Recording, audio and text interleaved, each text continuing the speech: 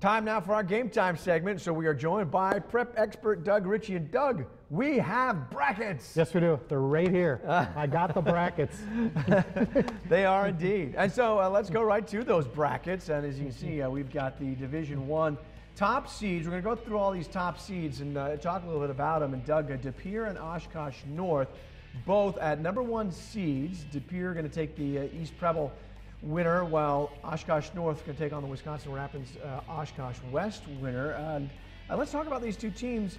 Which of these two teams has the best chance, you think, to get to Madison? Well, De Pere's got a very good team, but the problem is they got a very good team that they might meet in the sectional final, Germantown.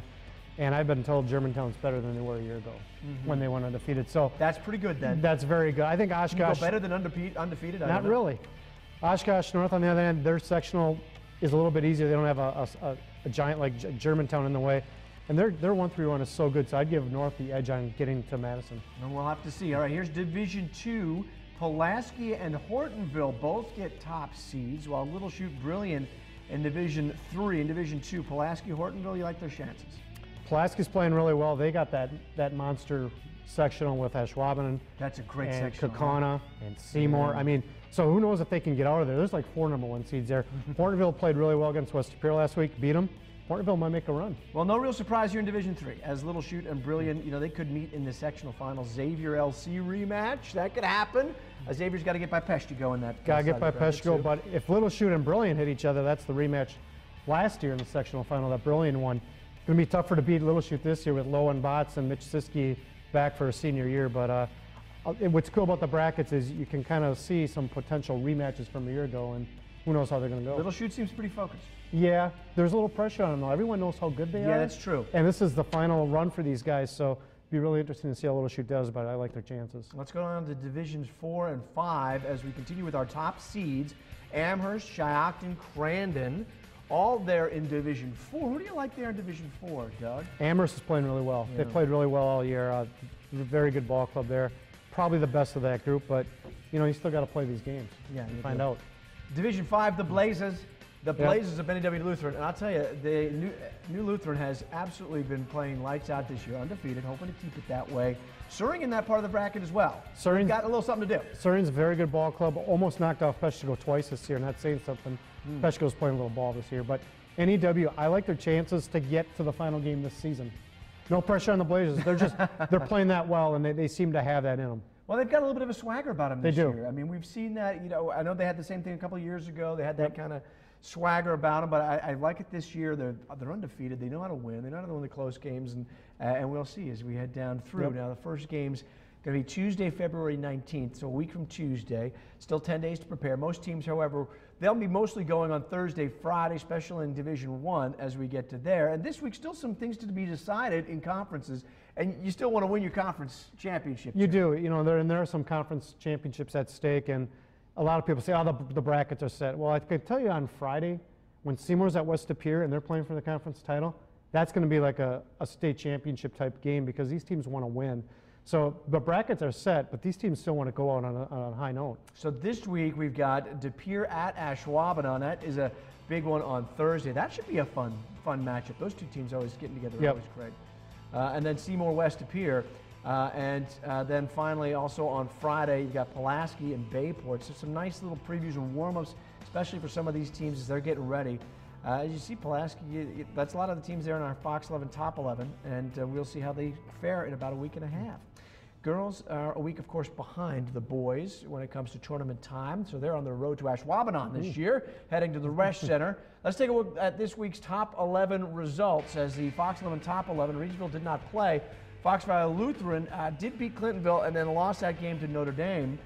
Big win by Notre Dame on that one. That is a good win. That's their best win of the year. They need to start beating the really good teams. There's one right there. Lord's Academy losing to Kewanee, and O'Connell Falls lost to Luxcasco but beat Hortonville and Antigo. Busy week for O'Connell Falls and Algoma with a win over Pulaski. Xavier did not play. And then Bayport at number 5 with a win against Wausau West, but a loss to Green Bay Southwest. They opened the door for De Pere to win the conference title. That's a huge loss for Bayport, and it's going to hurt them in a seed meeting if they want to get the number 2 seed. Kewanee, a pair of wins, while Kimberly with that loss to Appleton North, and we'll talk about that in just a minute, But New London with a pair of wins. De Pere, of course, just keeps it on rolling. Wow, those two teams won, huh? Shocker, both those teams. I mean, they haven't lost since almost you were in high school, Doug. Exactly. Let's talk about that Kimberly team. Kimberly with that upset early on, but took out Oshkosh North then later in the week. And a little bit of a comeuppance maybe for Kimberly, a little bit of a shock to the system, you think? Maybe a little bit. I know they didn't play well against Appleton North, and they started out bad against Oshkosh North. They were down 9-0 after a quarter. Kimberly did not score. Then they got going, and Kimberly's a really good ball club, and I know they have their eye on Bayport and De Pere in the brackets when they come out next week. Kimberly's really good, and Frankie Wirtz, let me tell you, a sophomore, she's a gem. She's really good. Well, before this season began, Berlin High School had a grand total of 1,000 point scorers. How many, boys and girls? One. And our Justin Felder found out that number tripled with this senior class, and there's a race for the #1 overall scoring spot. It's overwhelming. It's like a dream. It's nuts. I mean, freshman year, I would have never guessed I would have been here.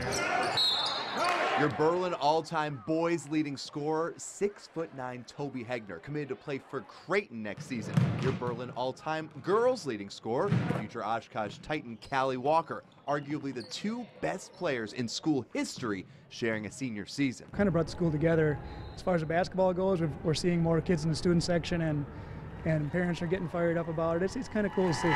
Now, there's a race to be the school's all-time leading scorer, boys or girls. Walker got her 1,000th career point first and has more regular season games left. She's in the lead at 1,152 points. Hegner, well, he's got some catching up to do. 1,093, but he scores a little more per game. Now, if you were hoping for a big-time rivalry between Toby and Callie over the school's all-time scoring record, and I'll be honest, I kind of was. Would have made for a cool story, right?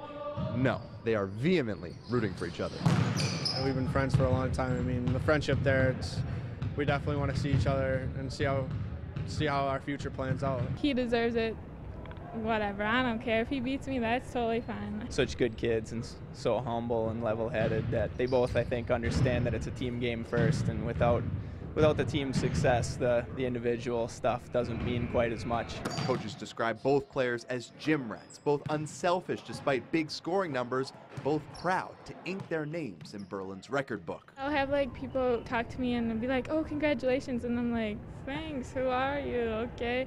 And I get cards in the mail, and it's so cool. Like, people would just say, "Oh, you don't know how many little kids are looking up to you." It's a huge accomplishment. I mean, I set that goal probably when I was a freshman. Hey, I want to be that guy that breaks the record and be that guy. Now that it's come true, I mean, it's an unbelievable feeling. Unbelievable to watch as well. And if both Berlin teams make postseason runs, we might be weeks from naming the school's all-time scoring champ, even if the two contenders don't care who ends up on top. In Berlin, Justin Felder, Fox 11 Sports. Fun story.